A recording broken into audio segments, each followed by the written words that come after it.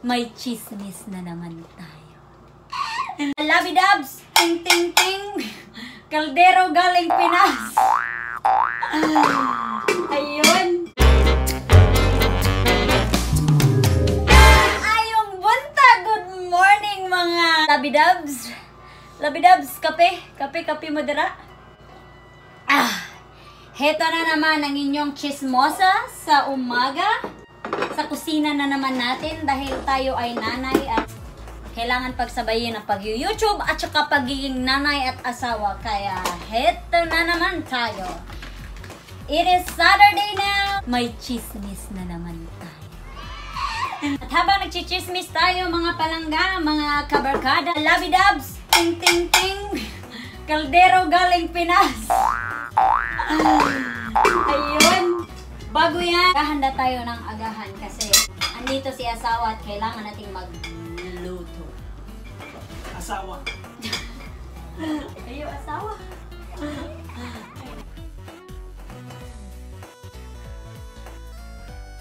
So today, may 2 uploads si Papa Rafi Tolfo, pero unfortunately, the second part of issue, tama ba yun?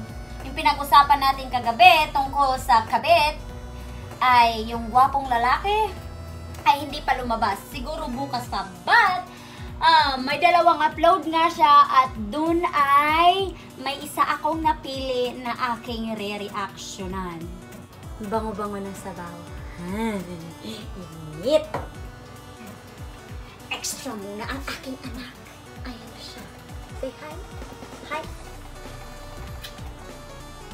Ayan na mga kabarkadas, nagbabalik ang inyong Kulotske. Yeah. Ayan, di natapos yung chismis natin kanina kasi kumain kami, tapos si Ozzy inandok na, kaya pinatulog ko na. At naligo na din ako, tapos wag niyong isipin na binalik ko lang yung gamit ko ha. Iba to, iba. May 3 akong ganitong kulay, huwag niyo akong husgahan na. Yung asawa ko, doon ng isda para may pangkain tayo ngayong gabi. alam niyo yung spear fishing, yung nagda-dive ka tapos basta yun na yun. So anyway, let's proceed sa chismis natin. Parayon ta sa atong chismis mga kalabidabs nakin. So while waiting, habang nag-uusap tayo sa chismis natin, pinapainit natin to kasi lunch na ng anak natin. Huwag nating pabayaan ang ating anak. Okay? At siya nga pala, nag-read ako ng comments kanina about sa upload ko yesterday. At saka, most of you there na nag-comment sa akin is good vibes. So far, so good. Wala pang hates or haters or bashers. It's just, yeah.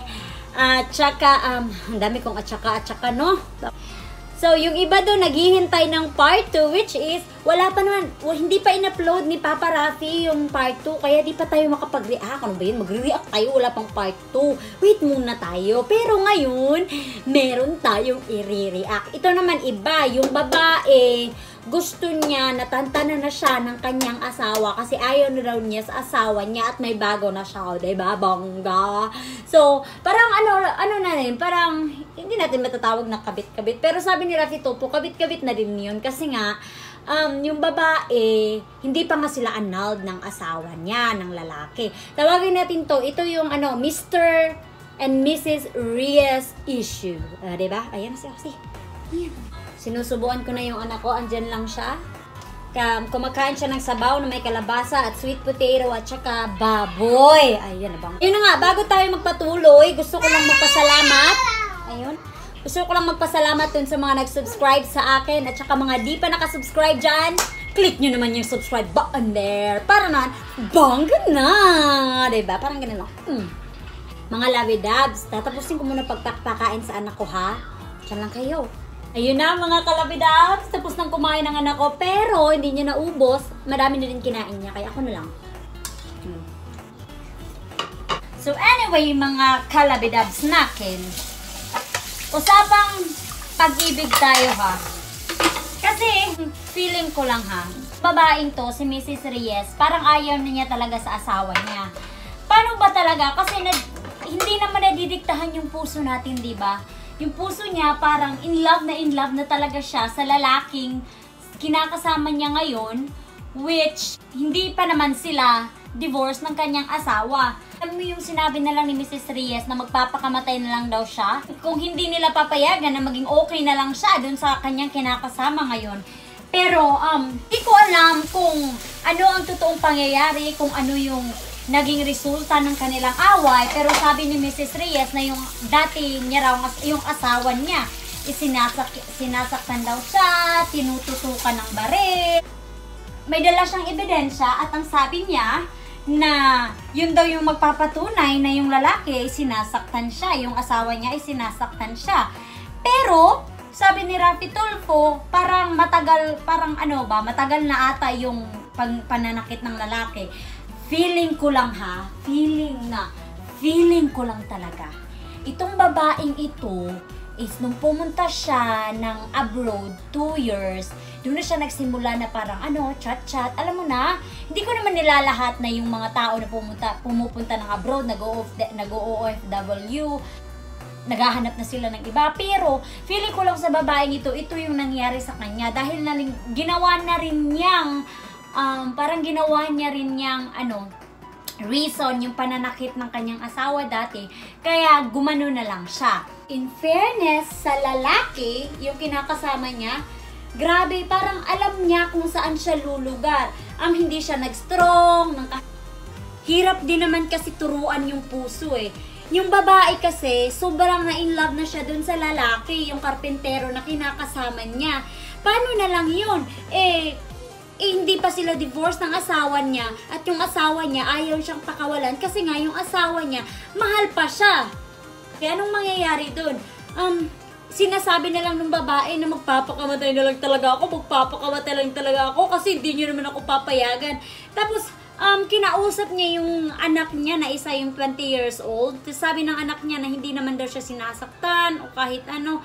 Feeling ko lang talaga na fall out of love na lang siya. Yung babae na fall out of love na siya. Kaya sinasabi na ayaw na niya. Gusto niya na lang sa lalaki niya na kinakasama ngayon.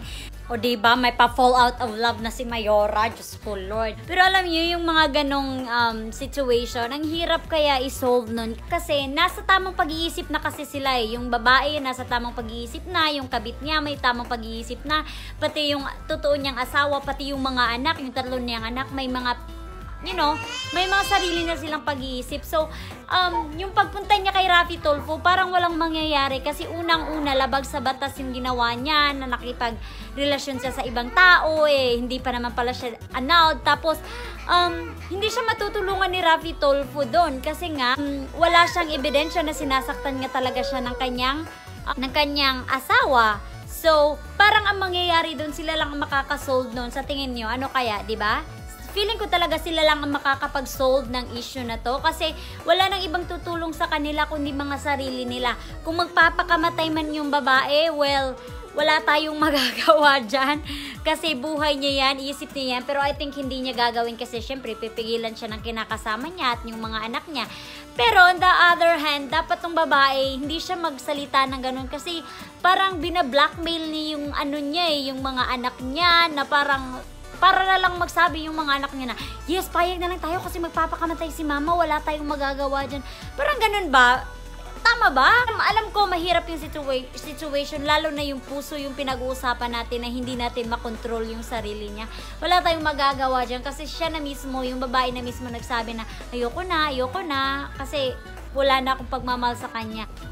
Basta, yun na yung issue natin. So, kukunin ko lang yung laptop ko kasi gusto kong mag-shoutout para sa mga tao na nag-comment ng positive vibes sa vlog ko. Maraming salamat sa inyo. You guys made my day so awesome and inspire me on making more vlogs or videos like this.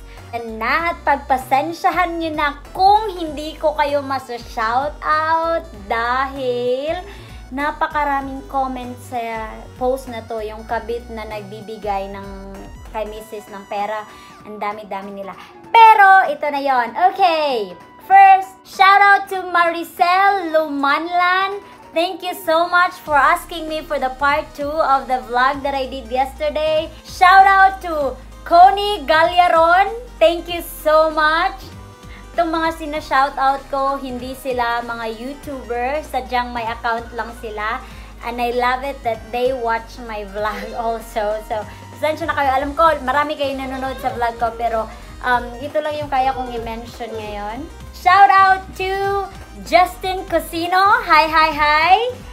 And shoutout to Miss Chona Psycho. Hello po sa inyo. And shoutout to Noren Fulgencio, if I read it right. Thank you so much. Let's choose 3 more. Shout out to Corazon Tolosa and to Rosalie Veran. And the last one is Annalyn Daniel. Shout out po sa inyo. Hello po. Maraming salamat for always tuning in and watching my vlog. At sana po ay ma-enjoy nyo din tong vlog na to. At kung hindi pa kayo nakasubscribe, go ahead and subscribe na po tayo para bongga na. Sabay-sabay po nating panoorin yung Tulfo in Action second part ng isyong ginawan ko yesterday. At saka, hintayin nyo po at panoorin nyo din po, please, ang aking bagong ilalagay na reaction video bukas if lalabas na yung part 2 sa Tulfo in Action. Maraming salamat po sa panunood. At sana po ay nabigyan ko po kayo ng konting smile. Bye po! God bless! Labidab! Tanawa ninyo ni OMG! Akong amiga nga Pinay, nangisda sila og idadaan ka niyag isda! Mag-inununan na ta, magpaksiyo na tayo! Yeah! I'm the happy! Yeah, yeah, yeah.